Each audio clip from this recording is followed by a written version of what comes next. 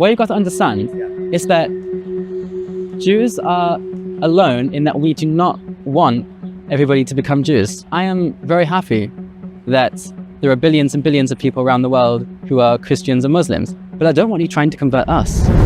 When you hear the name Jesus, what happens? Like, what do you think about? When I hear the name Jesus, I think about the history of Christianity persecuting us due to our refusal to accept Jesus as the Messiah. Yeah. And I convulse when I hear Jesus' name. I can tell.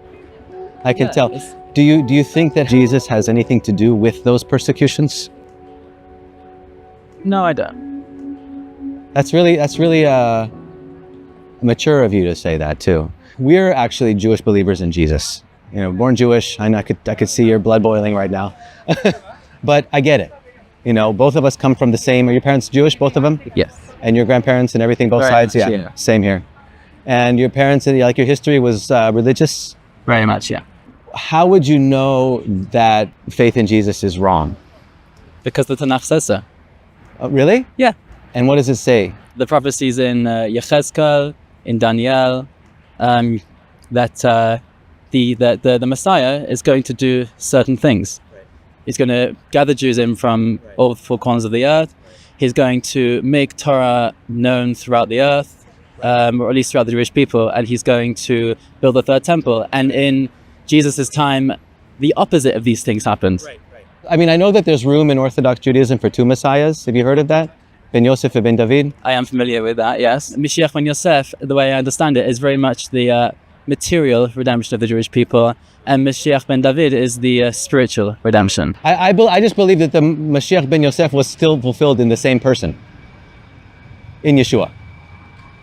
You know, came as the suffering one to atone, and then Messiah, as Messiah ben David, who he is this and this, that both will happen, like coming lowly and riding on a donkey, and then suffering and dying and initiating the Messianic age, and then, like what you say, we're living in, and then on the second coming will rule and reign.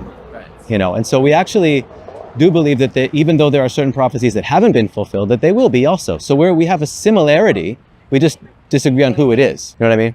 I suppose so. Have you studied Daniel 9, the timeline, the 70 weeks of years prophecy?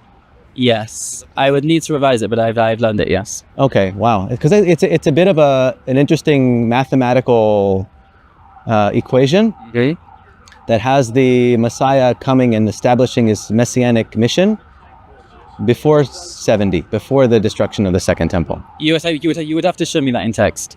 Which translation are you using? Whatever translation you want. Because if you're not using a translation faithful to the tradition of the original Hebrew, then I can't accept that. Here begins the 70 weeks prophecy.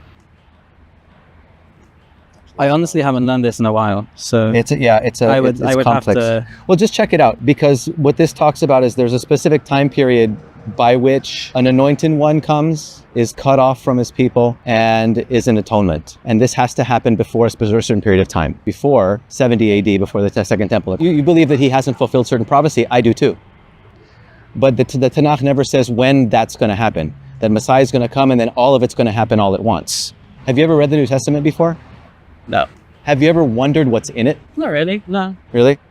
Because the Old Testament, as I suppose you would call it, as I call it the Tanakh. I call it the Tanakh. Is written with varying levels of divine inspiration. I believe that the New Testament is just entirely written by man with no divine inspiration. And how come?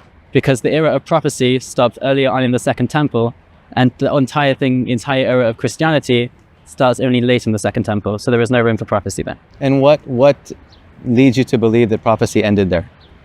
Because our tradition says so.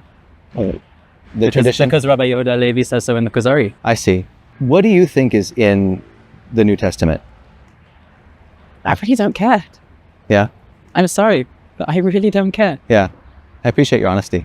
Are you familiar with the Messianic prophecies? Which ones? By whom? Micah 5, about Messiah coming out of Bethlehem. Are you familiar with that one? I have learned most of the prophets. It has been a while. It's been a while since I've learned that. Yeah. When you're dealing with the whole the whole realm of studying Tanakh, Yeah. you have to know that there is a tradition of a way to understand it, the way that our rabbis have always understood this. Oh, what do you mean always? Well, let's trace it. I assume you're familiar with an Ethics of the Fathers. The very first passage, as Moses received the Torah from Sinai, he transmitted it to Joshua, transmitted it to the elders, who transmitted it to the prophets, and from the prophets to the men of the Great Assembly. That takes us to the early Second Temple. Hold on, what is he transmitting? The tradition, because the Torah was not given just as a book. At Sinai, we received not only the Torah Shebichtav, the written Torah, which was the text, but also the Torah Shebal Peh, which was the Torah that is an oral transmission. Yeah, I haven't seen any evidence of that in Tanakh. Can you show me? Let's say there is a commandment in Torah of how to slaughter an animal. How to what? How to slaughter an animal. The Torah says that you shall slaughter the animal in the way that I command you. Nowhere else in the Torah does it actually say how he commands us. Is Hashem expecting us to read his mind? No, because there is a tradition, an oral tradition passed down parallel to the teaching of the written Torah, which teaches us how to do it. There's nothing in the Tanakh that says... Not in the written Torah, no, but the oral Torah. No, what I'm saying is there's nothing... word of mouth. Yeah, but you could say that it's not there, that it doesn't explain it, but that doesn't mean that there's a whole oral Torah that's authoritative given to Moses on Mount Sinai. You can just say that it's not there. What I'm trying to say is that the traditional way to understand the Torah, the way that our rabbis have always understood it, the understanding which has prevailed over time, and I admit there have been many, many offshoots. There have been the Sadducees, there's been the Karaites, more modern factions of Judaism as well. There's also been the followers of Yeshua. As well. That's true. Even during that time. The way the Torah has always been understood is with a parallel oral tradition as well. The tradition was written down. And all of that was given to Moses? Because Roman rule was getting so harsh among the Jews in Judea, I mean, right here. And Jews were being scattered, and the tradition, which has always been centralized, was in danger of being lost. And so Rabbi Hudan Nasi decided that, Rabbi Judah the Prince, decided that in order to save the tradition from being severed, it was best to do what had not been done for 1,500 years or so, and to record the tradition. And even then, he only recorded it in a fairly abstract way, only writing down as much as had to be written down, because there was a danger of there's a danger if you write too much down, then you forget everything that comes with it. You forget all the details. What I mentioned earlier was that I haven't seen any evidence of that in Tanakh. You could say that, well, it says something and we don't know how to do it, therefore there must be a whole authoritative written oral Torah. But that's what I'm saying. That's it. I would say that's a leap. Because I think it's quite logical. No, but if you look through the Tanakh, you don't see that happening. You don't see it mentioned. You don't see it passed down. You see actually the opposite. You see a wayward people group who worshipped idols and did what the surrounding nations were doing and were punished by God for doing so. Even the high priests. The oral Torah as a legal authority isn't presented until centuries after Jesus. The aim of the oral Torah was that it remain oral, and it was never meant to be written down. Why wasn't it written down? Because when you write things down, there is a danger of forgetting what is being written down. If I were to, I went to university before I made Aliyah, and in a university lecture, you're meant to make notes during the lecture. But if you get the idea that all you're meant to remember is the notes, and you're missing the point entirely, or you're meant to remember the lecture. I see the written Torah as a sort of notes for the main lecture, which is the oral Torah. If you don't see it in the written Torah, then that's like me coming out of the lecture, you reading my notes and thinking, oh, so I've learned everything there is to know in the course, and then you'll take the exam and you'll fail. What do you think the exam is for us as Jews? Like, what are we supposed to do while we're here? Wow, well, that question... Is it big? That question is a huge question. Well, can I go back a little bit then? Oh, I'm happy to try and answer. Yeah, go ahead. I believe that a Jew has a responsibility to observe the Torah, to improve him or herself. Okay. And also to improve the world.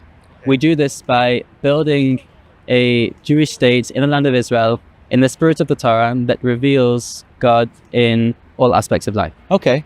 I appreciate that.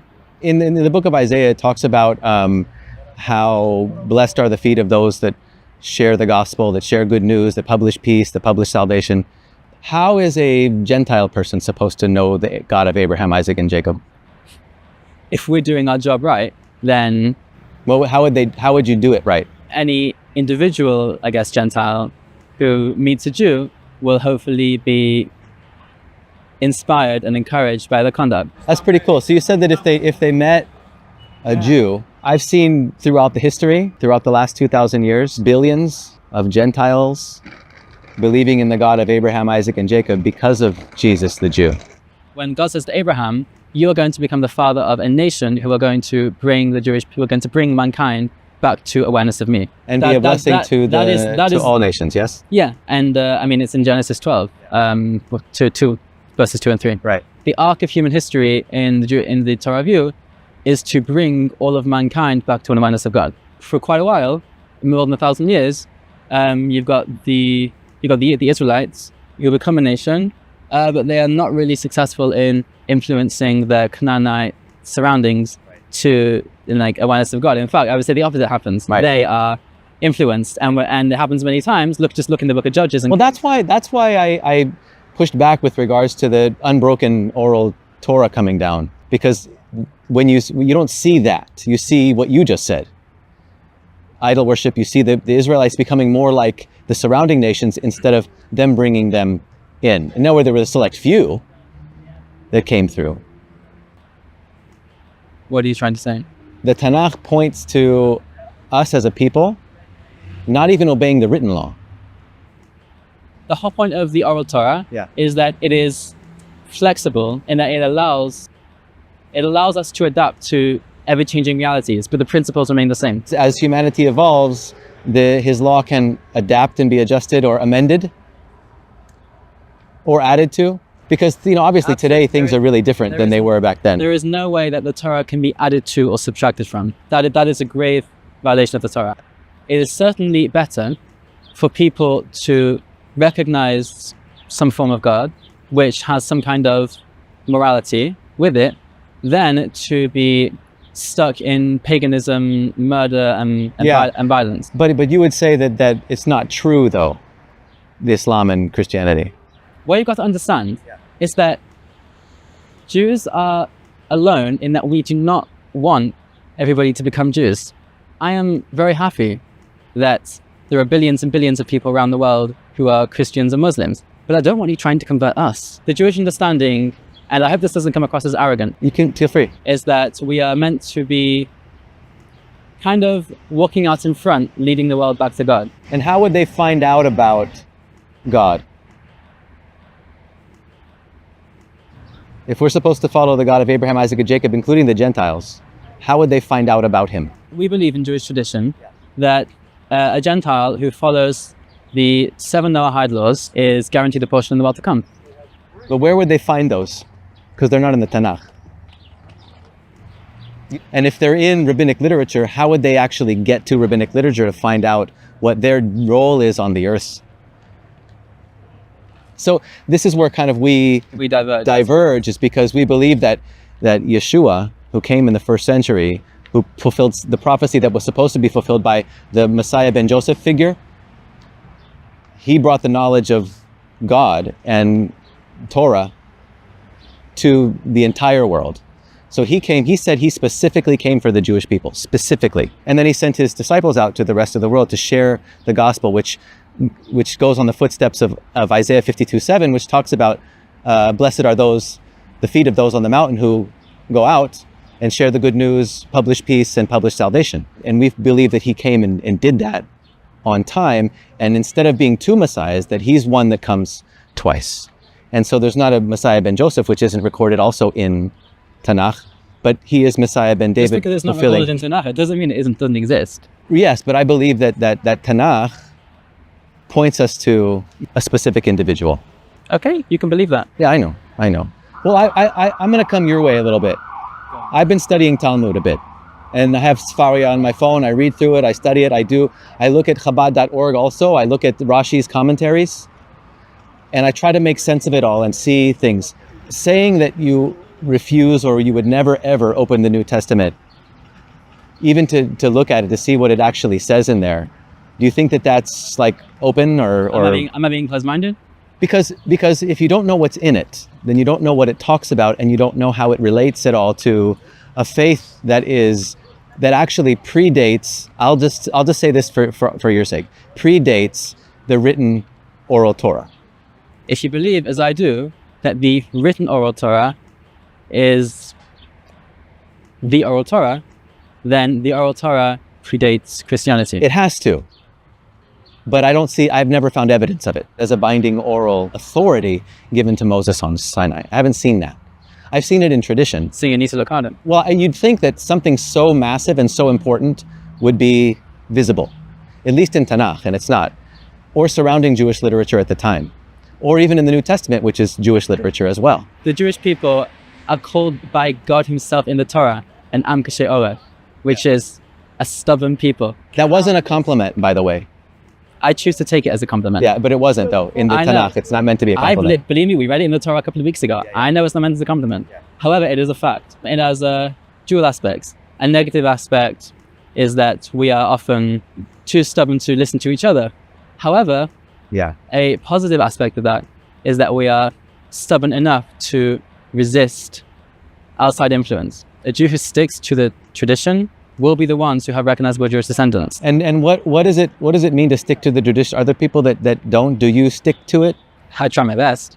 Okay, and how does that work out for you? Like, I'm just gonna, you break up such good points, and it creates questions in my head. Would you say that God is like the ultimate judge, like completely and utterly just? I think God has many attributes. I do too. One of them is justice, and another is mercy. The reason I bring this up is because I think a lot of Jewish people rely on their own righteousness, that they would call themselves tzaddikim if they follow the traditions or the law of Moses, which is really actually this day impossible to follow.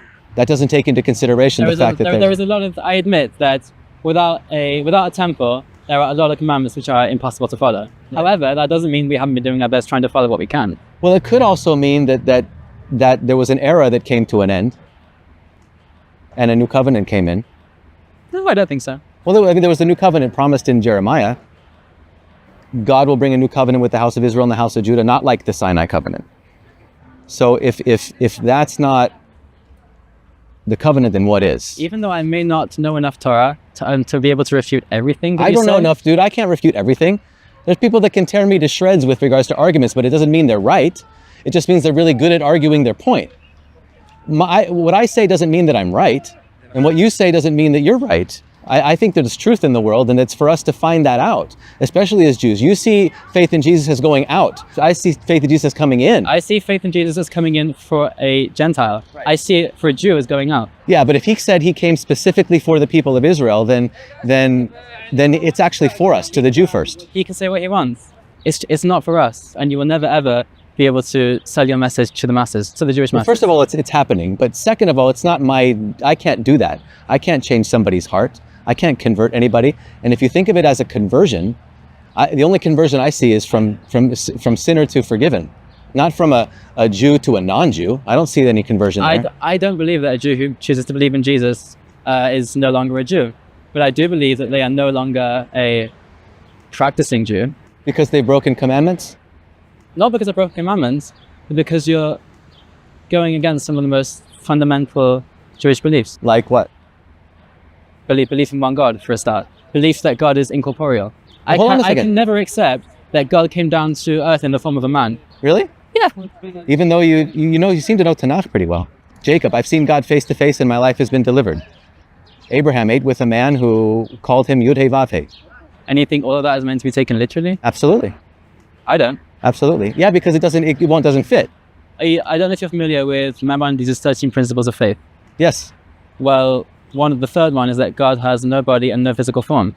Right. And according to Maimonides, if you renounce any of those principles, then you are considered a heretic. Yeah, I understand that, but what happened before then? He didn't make it up. Do you think that he just wrote down what was already being passed down? That takes a lot of faith to believe that, actually.